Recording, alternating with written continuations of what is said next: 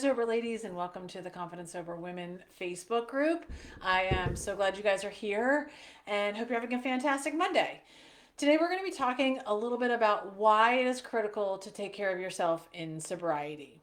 So, I know self care is sort of an overused term, it's sort of what we have, right? I know most of us have seen the posts, we've watched our influencers that we follow talk about it, but it's because it is that important. Sometimes I think we can simplify it or we can overcomplicate it, but when you're in sobriety, learning how to take care of yourself is truly the biggest act of self-love you can be engaged in, and that's why we're talking about it.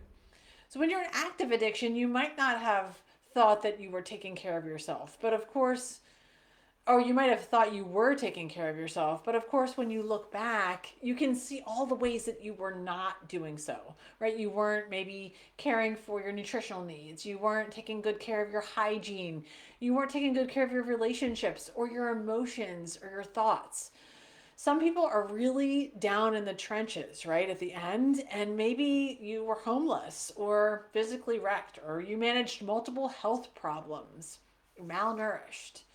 It can go any place with this, right? There's all kinds of different women who show up in sobriety. Some of them are very what we call high bottom drinkers, some of them are very low bottom drinkers. No matter where you were, and even if you were seemingly taking good care of yourself in active addiction, like maybe you were eating really well and you exercised, you probably weren't taking good care of yourself emotionally. You weren't managing your thoughts well. You weren't managing your relationships well or speaking up for yourself. And you probably didn't have clear boundaries. So, wherever you were in active addiction, very likely, whatever you were on the spectrum, whether it was very much down in the trenches or high bottom, you were likely not taking good care of yourself. And that often leads to feeling like you don't really love yourself very much. You don't really like yourself very much. And those things keep us down, right? They keep us down and they keep us in the negative. They keep us from growing. They keep us from the sunlight of the spirit. So, living well in recovery means replacing those substances with healthy alternatives, right? It requires recognizing and managing triggers for stress and anxiety. That's all of the stuff we talked about last week and really all of this month, right? We've been talking about stress and stress management and overwhelm. And it requires a high level of self care to manage your mood and give you good energy and motivation. So let's talk about what even is self care. Like we hear this term, what even is it? Self care really revolves around promoting physical, mental, and emotional well being. It's about establishing your priorities. How do you really want to spend your time? What is important to you and what isn't? Like where are your priorities? What things do you want to focus your time and energy on? It's about putting your needs first, honestly. And of course, this gets tricky for us women as sometimes this is viewed as selfish, right? We can even believe that it's selfish. Some other people might tell us that it's selfish. But in fact, doing the things that I'm going to teach you and talk about is quite the opposite, especially for us in recovery.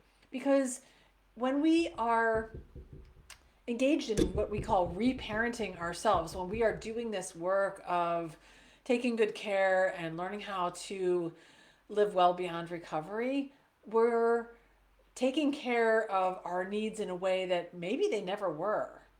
Kind of imagine yourself as that young child, a little girl, like see the pictures of yourself as a little girl, but now you're in charge. You're the adult. You're there with her along the way to kind of wrap your arm around her and meet all of her needs. So, no doubt you would be sure you are well fed, that you are clean, well rested, and safe, right? If you were the adult caring for your little girl, you would make sure all of those needs were met.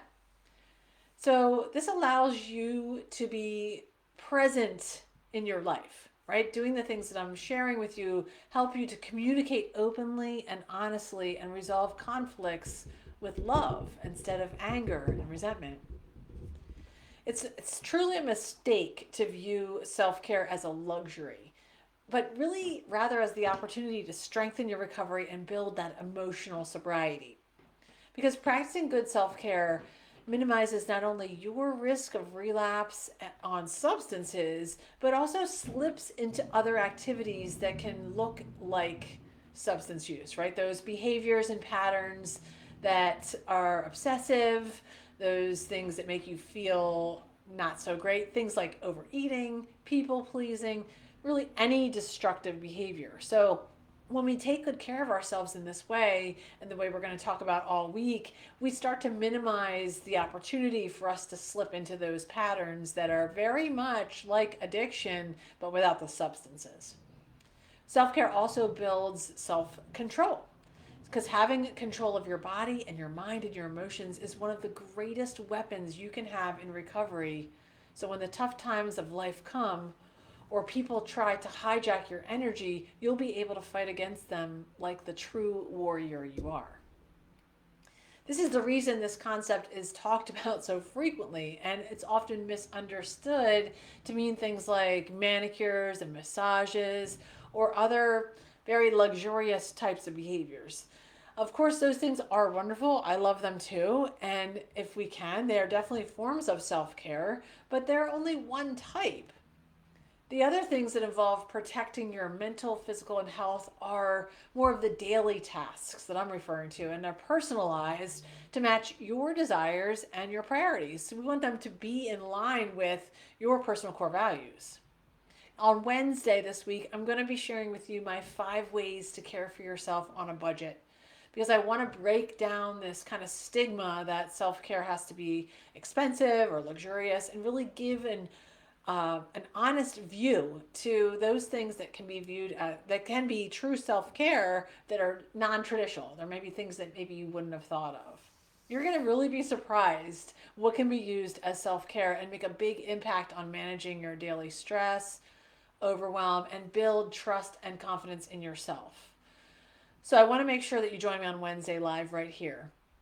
I hope this is making sense. If anybody has any questions, just leave them in the comments below and I'll come in. But I just can't reiterate enough how much learning how to take care of yourself in recovery is a big part of that emotional sobriety piece, and also building confidence beyond recovery. Because without it, then we just will continue in those cycles of people pleasing, of not saying no, of not having healthy boundaries that are going to prevent us from stepping into our own true core values, right? And stepping into our own true identity, right? What it is that we want, what it is that how we want to spend our time and our energy. We'll continue to allow people to hijack that from us, which will feel very exhausting. It'll just feel not good, right? It just is not going to feel good. So what I want to do is help you guys understand that with very simple, structured daily tasks, you can take care of yourself in a completely new way